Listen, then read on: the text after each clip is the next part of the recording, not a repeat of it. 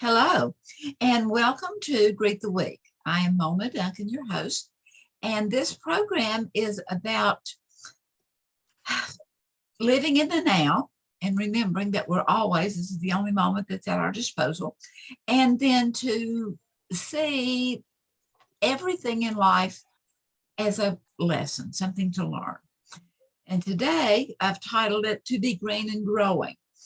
And Ray Kroc, the original founder of McDonald's, said that it is better to be green and growing than to be ripe and rotting. And with the green and growing, yeah, let's just stay green rather than getting stale and not viable anymore. And I went outside this morning and took a picture of my irises. I just think these are so beautiful. I absolutely love them. And it needs to be cleaned out in there, but that's okay. The irises are beautiful, beautiful. It'll be green and growing. So in order to do that, we'll just kind of look at a few thoughts here today. One is to start where you are.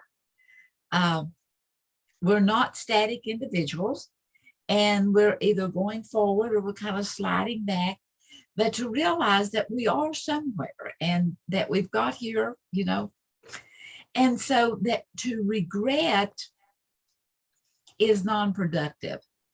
And so it's not that we don't look at what has happened that has been not the most effective, but it's just going forward and seeing what we can make out of something that maybe was not, and that this moment is the only second that's at our disposal. I mean, 2 minutes from now, we're already going to be in another place. That is realizing that time goes by, the time-space continuum that's always going on. And do not allow yesterday to keep you from living today. That no matter what it was, good, bad, indifferent, each day is just filled with multitude of choices, and we can just make a big plethora of them. And always realizing that tomorrow is not promised to no one. So we have this instant, and we can give meaning to whatever is going on now. So what we want to do is use all of the ingredients that are at our disposal. And this is an article, a little graphic that I drew, because we're going to be looking at gardening, to be green and growing. And the gardener's secret is what? It's compost. And what is compost generated from? It's the discards of life. It is the rotten stuff. It is going to die out. And so here's the trash can, and here's the hurts and then all the things that we've thrown away, the slights, the misunderstandings, the failures, the rejections, because that gardener's secret ingredient is the garbage. And I love to look at irony and how that compost is created from garbage, from the discards of life, from the things that seemingly have no meaning. Human, humus, humility.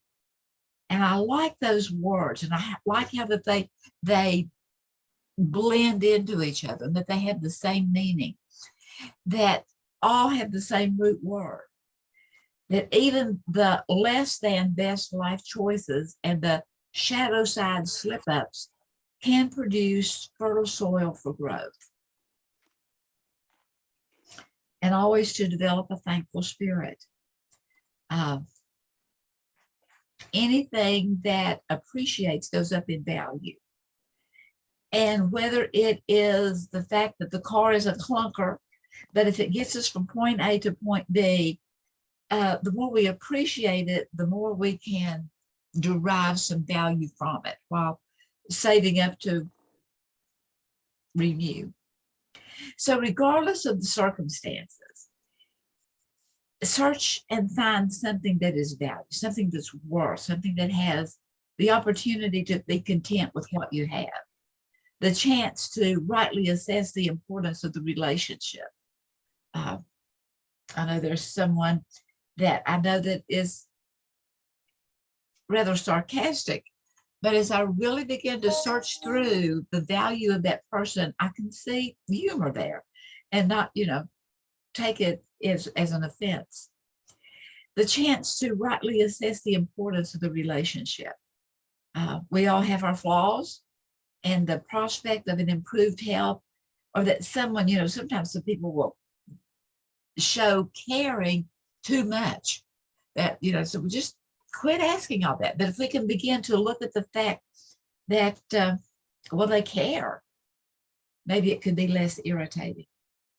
And then when we choose to be grateful, we can find joy, or at least we have less stress. So it's also to accept a balanced view of humanity, which kind of goes back with our 3 words. To embrace the fact that all of us are flawed, but yet we're still lovable. To realize that everyone has both strengths and weaknesses, and we often misuse both of those. A positive character quality taken to extreme becomes a liability. We can have so much information that it becomes overbearing. And it's knowing that position, prestige, fame, fortune, and beauty may vary, but the innate worth of a person never lessens, whether that is ourselves or whether that is others. That we have infinite worth and value as being the highest order on planet Earth. And acknowledging the personhood, whether we're in the presence of a pauper or a king, that be the best you can be and cooperate rather than compete. It's just realizing that our humanity is more on an even keel than we may want to acknowledge. And then always give room to growth. Well, we want to give room to grow to ourselves, to look at our potential as opposed to our limitations, although we don't want to discard our limitations because they could be an asset. To live more from imagination than from memory, instead of regurgitating the errors. Think about what we could do to overcome those and how that we can learn new things and engage in life. And then realizing that your success is only limited by your perception of you, what you can do, what you can't do. And we have so many choices to make that we can make more choices. Put the past failures aside and visualize the person that you are. Get to know you. And then live up to that renewed image of who you are.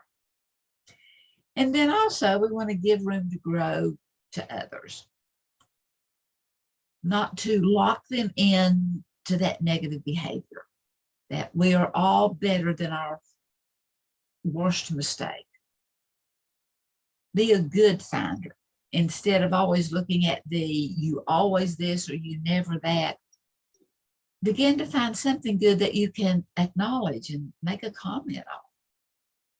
And then look for and discover their hidden personality and the treasures of it. And then be aware of positive qualities and overlook as much as can be their idiosyncrasies. And I like to make a distinction between ignoring and overlooking. Worked with a lady one time, so she says, well, I just ignore them. I just ignore them. I just ignore them. The thing of it is that ignoring it's powerful. And you're aware of the fact that you're being ignored. But there's a big difference in just overlooking something.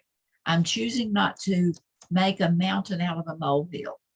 Matter of fact, I'm going to have one of our things is making molehills out of mountains so that we can begin to lessen the impact. And so be open to new experiences, and whether that, no matter what our age is, although I've thought of it primarily with children, because those pleasant experiences involve an element of learning. As Dr. Glasser says, fun is nature's reward for learning. And whether it is a ha-ha or whether it's just an enjoying, as long as there's something there that we're learning about, there's an element of enjoyment and learning. And that infants with limited learning opportunities develop this flat affect, whereas babies that are exposed to a variety of healthy stimuli have a bright countenance a sweet smile, and a readiness to experience more. But that is also true to all of us because our brain synapse connects and they want more. We want more, more, more. So no matter our age, our brains never quit wanting to learn. So let's continually suit up and show up and always look for the good. So growth comes through persistence, or it comes through consistent practice, practice, practice, practice. And I-35 is under construction, going through Waco, has been for 2 years and is going to go for at least another year. And the landscape is constantly changing and the traffic flow. And things just happen again and again at one time, and it's confusion. You know, you'll be going down one and you're directed into a new lane, and then you go back to the old lane again, and then they'll switch back and forth again and again, and then it narrows to only 2 lanes, and it slows traffic for miles and miles. And sometimes the traffic even stops. As a matter of fact, I've even lost track of where the road was originally, moving over to building a bridge further down and then moving the road to it. But in the fullness of time, the new growth is welcomed and the hardships become a vague memory. That is, those difficulties become a vague memory if we allow them to, rather than dragging that past into the present. And so we want to move past the past to living in the now, to living today, and to appreciating today in every way. And so we want to look at letting go and let go. That seek wisdom from a higher power. To whether that's more information, whether that's deeper thoughts, but just search for wisdom. And let go and let God. I heard a little story one time about this man that several people would tell him that because he was kind of uptight.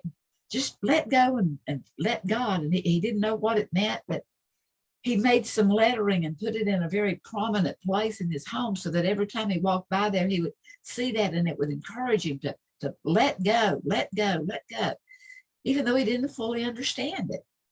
And then one day, as he looked up at the sign, it just said, let go and let go. The D had lost its adhesiveness and had fallen to the floor. And all of a sudden he realized letting go is to just let go. It's to not hold on to the stress I've been holding on to. It's to not hold on to all the negativities, to not hold on to the things that I'm holding on to, that maybe it's time to make more space. So a few of my let goes is to know that I can carry the message to another, but I cannot carry the person. I'm here to tell you that life is fun, that people are grand, that, yeah, you know, there are bumps in the road, but we can still get there. And we can carry the message that we're always in a process of learning and growing. To change yourself, and as you change yourself, in the process, be a positive influence for others. If they begin to say, well, what if she can do it, maybe I can. And that can be detrimental, or it can be positive if you see it as positive. And then allow learning-based truth or consequences. That whenever we do misstep, whenever we do foul up, to give some honest self-evaluation and see where we were askew, and to see that all consequences are not negative. Consequences can be good as well, as it can show us what we need to see. And then to let go of blaming circumstances and make the most of the situation as it is. Just like when I went out there this morning and took a picture of my irises, And I thought, oh no, this needs to be cleaned up. And that's really a project for tomorrow, is to get down there on my hands and knees and clean out the leaves that have fallen or are still there. But you know what? Make the most of the situation, see the beauty in it rather than the negative. Or both and. It's not an either or, it's both and. Goes back to our humus. And then stop regretting the past and always live in the now. So, and in the process, learn to fear less and love more. And so, I thank you for being here. My email address is Mona Duncan, DUNKIN @gmail.com. And I would love to hear from you and some insights and some thoughts. In the meantime, thank you for being here and many blessings. And go in peace. Thank you.